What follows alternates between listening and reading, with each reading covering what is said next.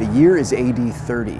Rome rules the world, but in an empire that stretches 3,000 miles across 3 continents, governance is a tall order. Regional governors rule the different Roman states in an effort to stabilize Rome's power, but uprisings are commonplace. Now, in one particular region just off the eastern coast of the Mediterranean Sea, the subjects in that region are on the brink of chaos and anarchy. The region is called Judea, a Roman state that covers much of the ancient land that was once ruled by the Kingdom of Israel. Now, the uprising in Judea stems from a conflict within the Jewish religion, which is allowed to be practiced freely, though under Roman law. The Jews are about to observe their Passover feast, their most famous and important cultural holiday where God Himself delivered the people of Israel from the hand of Pharaoh, the ancient ruler of the whole known world and the king of Egypt. So as an act of goodwill to its Jewish citizens, Rome agrees to execute, at the behest of the Jews, one criminal whom the Jews despise. This Passover, 2 men stand on trial before Pilate, the Roman governor of Judea. One is a murderer, a political insurrectionist who goes by the name Barabbas. He has frequently caused anarchy in the political system, and that's a crime worthy of execution. The other is a carpenter and a rabbi, which just means teacher, who claims to be not only the true king of the Jews, but who also claims to be God Himself, the Son of God, whom the ancient prophets spoke about.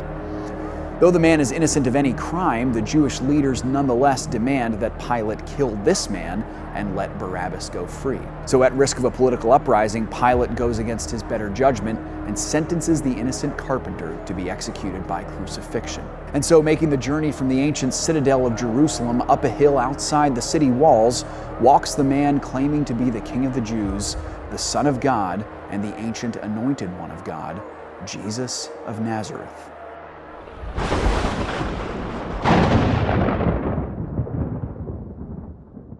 So on the night of the Passover, in springtime in the Jewish calendar, Jesus gathers with His young friends to celebrate the greatest act of redemption in the history of the Old Testament. Now, in His day, it was customary for Jewish teachers to pick a group of young men to teach and to mentor.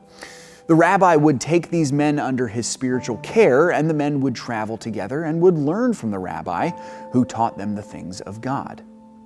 It was here, so the stories say, that a spiritual component, an unseen, sinister force, would enter the heart of one of Jesus' closest friends, a man who would, in the coming hours, commit treason against the rabbi and deliver him over to the Jewish elites for the going price of a slave, 30 silver coins.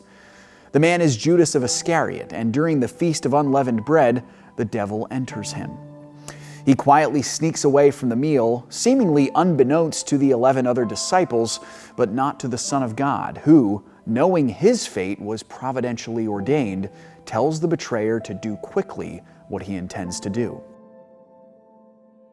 While Judas sets forth to do what he intends, Jesus exhibits 2 profound illustrations of His coming death to His faithful 11 disciples. In the first, Jesus takes off his outer garments and wraps a towel around his waist, as a slave would do. He bends down on his knees with a wash towel and a bowl, and he meticulously washes each of the disciples' feet. Now, this is a position of profound subjugation, a position that would have been held by the lowest slave. The rabbi bends down and scrubs the dirt, the grime, the animal excrement, all of it, off of his disciples' feet. He then tells them to go and do likewise. The second illustration involves the supper itself. Taking the bread without leaven, which the ancient Israelites were forced to make in haste on the night of the Passover because they needed to move quickly to escape Egypt, Jesus breaks it in 2. He then says to His disciples, "Take and eat. This is my body broken for you." He does the same thing with the cup of wine, known in the Jewish Passover meal as the cup of redemption. So in the Jewish Passover Seder, there were 4 cups that the participants would take. The third cup was called the cup of redemption, and it was this cup that Jesus holds in His hand and says, "This cup is the new covenant in my blood. Do this as often as you drink it in remembrance of me." Lastly, Jesus speaks to His disciples in what would be the final time He does so before His arrest later that evening. He tells them something that no doubt leaves them shaking in their shoes. The same religious elites and pagans who will kill him will also come after them. Still, he tells them to take courage, for he has overcome these worldly foes. It is now Thursday night. The sun has gone down. The rabbi brings his followers with him into a nearby garden called Gethsemane.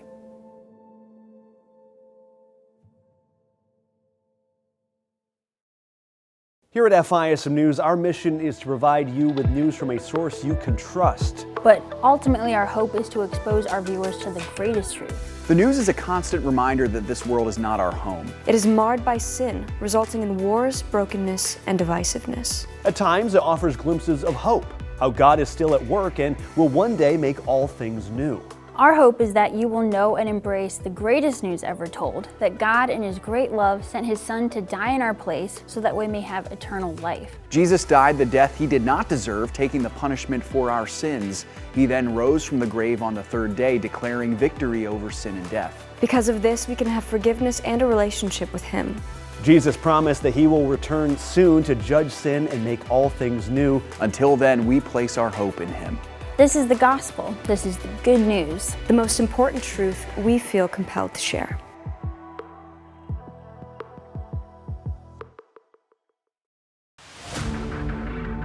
I'm excited to let you know of some great news.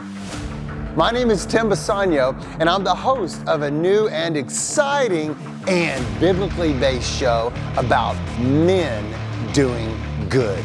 That's right. The show is called Good Guys Doing Good.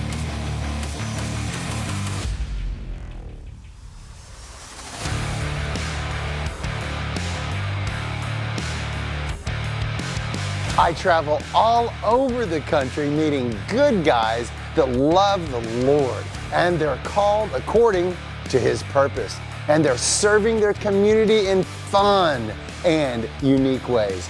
You're not going to want to miss a single episode. So go to FISM.tv/goodguys to learn all about it. Go to FISM.tv/goodguys. Hey there, it's Samuel Case from FISM News. If you're enjoying this feature-length A Moment in History show, and of course you are, I mean, it's awesome, you can go on to FISM.tv/news to find the full archive of all our Moment in History minis. It's right on the homepage for FISM News. You'll be able to go through a back catalog, explore through the ages from ancient history up through the medieval period, all the way to the modern day with some fun, interesting stories in between that you might not have heard in your history class while you were in high school. You'll want to check it out on FISM.tv/news. Expand that knowledge, impress your friends. Now back to the show.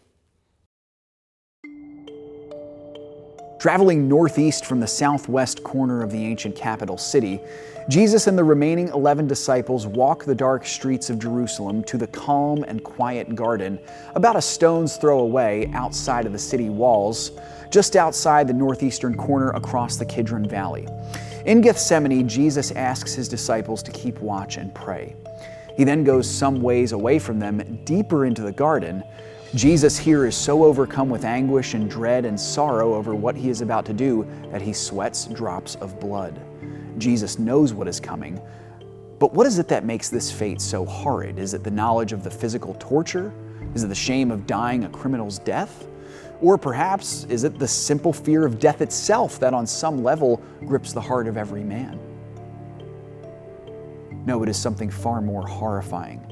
Jesus understands that he is about to bear the sins of the entire world on his shoulders. He is about to become accursed, cut off from the light of his Father's countenance, and severed from the love he has enjoyed with the Father for all of eternity past. So Jesus, knowing, keep in mind, the answer from before the foundations of the world, asks his Father to take the cup of suffering away from him. The Father, in accordance with the plan of salvation that was enacted in eternity past, says no. So Jesus says these simple words, "Not my will, but yours be done." Upon returning to his disciples, he finds them asleep. He tells them to keep watch and to be alert for the things that are about to happen, and they are happening quickly, for out in the distance, coming from the city walls, is a mob of angry rabble-rousers, a mixture of Jewish leaders and some zealots and some religious leaders, and perhaps some soldiers as well. They are led by the betrayer, Jesus' former friend Judas, who has conspired with the religious leaders to hand Jesus over to them in the dead of night to be crucified. The betrayer approaches Jesus. He has told the crowd to watch for a sign. The one whom he kisses is the one they are to arrest. The betrayer approaches the Messiah, kisses him, and the conspiracy is on. There's a brief scuffle, but the cowardly disciples are no match for the crowd. Jesus, who stands resolute to his fate, does not resist. The disciples scatter. Jesus is taken into custody to be tried before the Jewish authorities back within the city limits on the southwest side of Jerusalem. Midnight Thursday night turns into the wee hours of Friday morning. The crowd takes Jesus back into the city where he is to stand trial before the sacerdotal authorities of the Jews, the high priestly ruling family. Jesus will stand before councils led by two Jewish elites. The first is Annas, who had served as the longtime high priest of the Jews, and the second is his son-in-law Caiaphas, who is the current ruling high priest. Annas and Caiaphas hate Jesus. They bring false accusations against him, the worst of which is the crime of blasphemy. It is clear that Jesus will not receive a fair hearing before these men. They torture him and they beat him in a trial that culminates with two words shouted from the religious council: "Crucify him." Meanwhile, it appears that at least one disciple, though cowardly following at a distance, has at least wanted to know what is being done to his rabbi. And this, of course, is Simon Peter, who on more than one occasion made several brash promises to the Messiah. Earlier that evening, for instance, when the disciples were dining with Jesus and he predicted that the disciples would scatter in fear, Peter balked at it. He said, "Others may be, but not I, Lord." So Jesus then made a harrowing prediction to Peter. During Jesus' trial, before the rooster crowed, Peter would turn his back on his Lord and would deny that he even knew him, not once, but thrice. Now, as he watches the trial of Jesus from a distance, Peter is approached by a servant girl who accuses him of associating with the man on trial. So Peter, in an effort to save his own skin, denies this. Then another accuses him of the same crime, and he denies it more vehemently this time with an oath. A third time, he is accused of fraternizing with Jesus, and this time Peter invokes a curse on his life and says with complete indignation, "I do not know the man." Then the rooster crows. Peter remembers Jesus' sinister prediction, and in shame and fear, he flees the scene like a guilty criminal and weeps bitterly. Jesus, meanwhile, is sentenced by the religious elites to death. But they have no power to legally put him to death without approval from the ruling Roman authorities. So they bring Jesus to the council of the Roman governor Pontius Pilate in his nearby headquarters in the city. By this time, another one of Jesus' associates, Judas the betrayer, has become racked with guilt and remorse over his act of treason. He returns the money to the religious elites and then proceeds to commit suicide. It is now early Friday morning. Pontius Pilate is in many ways a typical Roman political elite. Likely a retired military man, Pilate has been put in charge of the Roman region of Judea by Tiberius Caesar, the second emperor of the young Roman Empire. Rumors swirl around this controversial figure. Some have accused Pilate of betraying the legal protection given by Rome to the Jews, while others say he is weak and that it might be time for Caesar to consider a younger, more loyal replacement.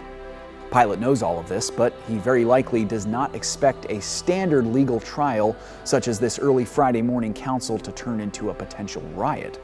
So he agrees to hear the case brought to him by the Jewish elites against this apparent criminal and blasphemer, Jesus of Nazareth. Now, unlike the religious elites, Pilate has no personal vendetta against Jesus. He's simply acting as a legal referee, and from Pilate's perspective, it appears Jesus has done absolutely nothing wrong. He is innocent of every charge brought against him. Pilate, who is a believer in the unruly supernatural worldview of fate, is likely beginning to feel uneasy about this whole charade. Apparently, so is his wife, who had a disturbing dream about this man the previous night. She tells him not to engage. But Pilate, who needs to retain his status of nobility in the politics of the empire, needs to show strength and calm in a situation that is looking more and more like it will require him to do one of two things: either condemn an innocent man to death or start an uprising in the region he is supposed to control.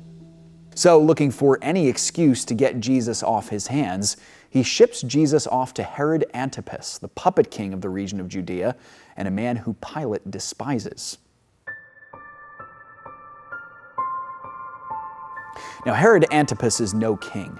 He is part of a pseudo-dynasty of puppet rulers of Judea who hold no claim to the ancient Davidic throne and wield actually very little power in and of themselves.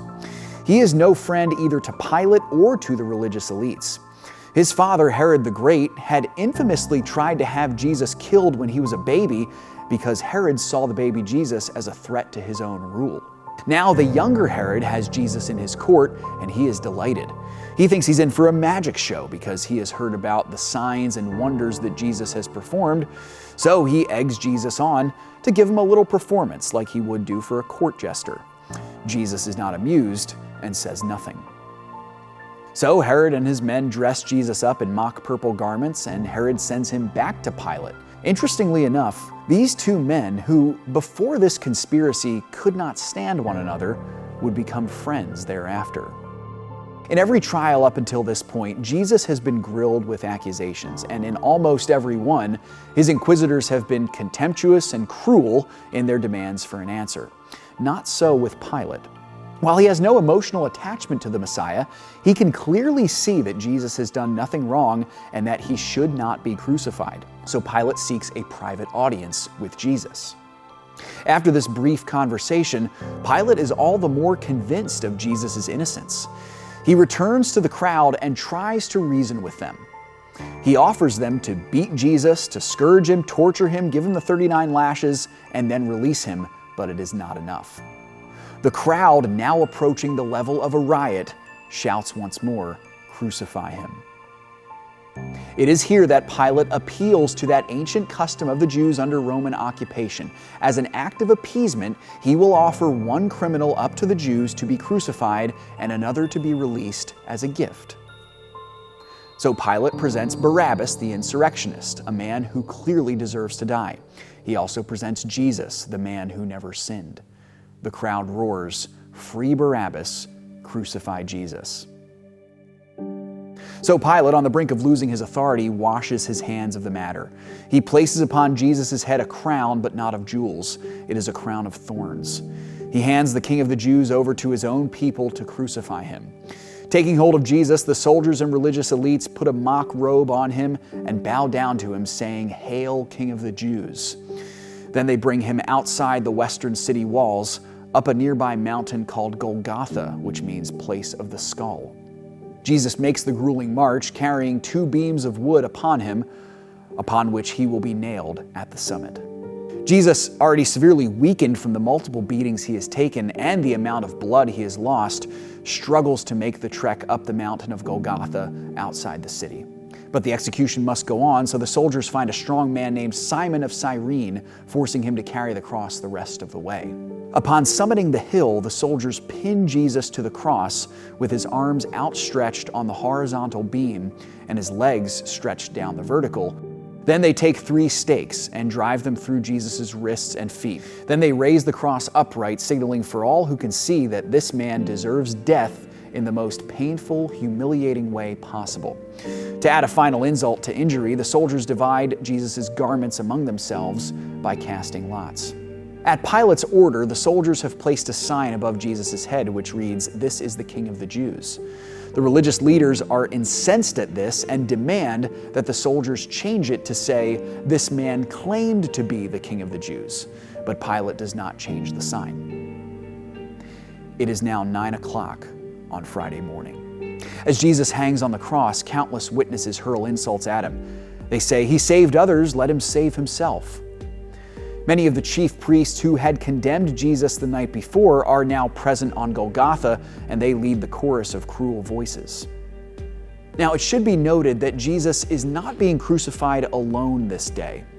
There are two others with him, a criminal on his right and another on his left. Unlike the Messiah, these men deserve to die and are receiving the just punishment for their crime, likely a high crime of treason, insurrection, or possibly murder. Even the criminals next to Jesus join in the berating, but while on the cross, one of them realizes the truth of what is happening. He and his partner in crime are receiving the full payment for their crimes, but Jesus has done nothing wrong. So he rebukes his friend, and knowing the judgment that awaits him in eternity, he makes a desperate final plea for the salvation of his soul. He says to Jesus, "Lord, remember me when you enter your kingdom."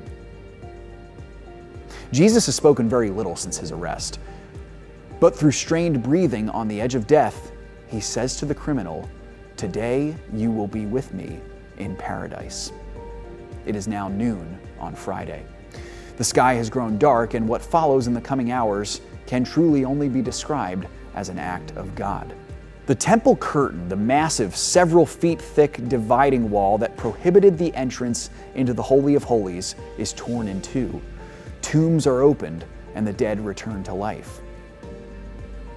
The life of Jesus of Nazareth, meanwhile, is coming to the end. He says three more phrases that are pregnant with meaning. The first is, my God, why have you forsaken me?" For the Father has indeed turned his back on the Son. Jesus, who is taking the place of sinful man, has become sin, and God the Father, who is utterly holy, can do nothing but turn his light of his countenance away from the Son. The second is, Father, into your hands I commit my spirit. And finally, Jesus, knowing that the work of propitiating the wrath of God against sinners is now complete, says three final words, "It is finished." Then he breathes his last. It is now 3 o'clock in the afternoon on Friday. The Son of God is dead.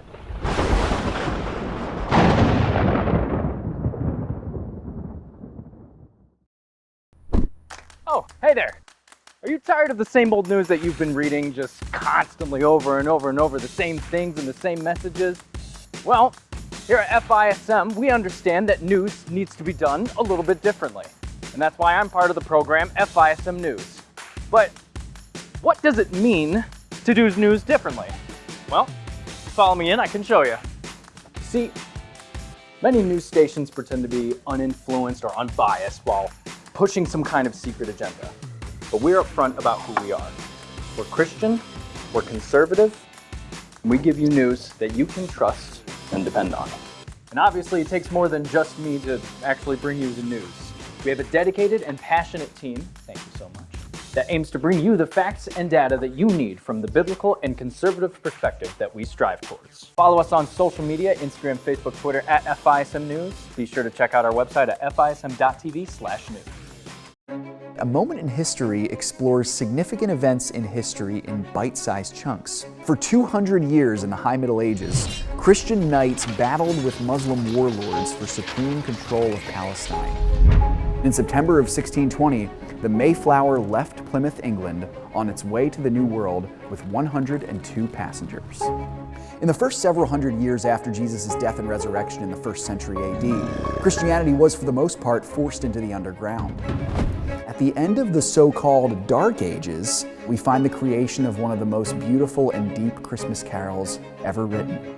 We're going to explore a military campaign that turned the tide of the Revolutionary War in favor of the Americans. I hope in our time together, you would see and savor the Lord Jesus Christ in a new way. As a lover of history, what more could you want? I'm excited to let you know of some great news. My name is 𝙎𝙐𝘽𝙎𝘾, and I'm the host of a new and exciting and biblically based show about men doing good. That's right. The show is called Good Guys Doing Good. You're not going to want to miss a single episode, so go to fism.tv/goodguys to learn all about it.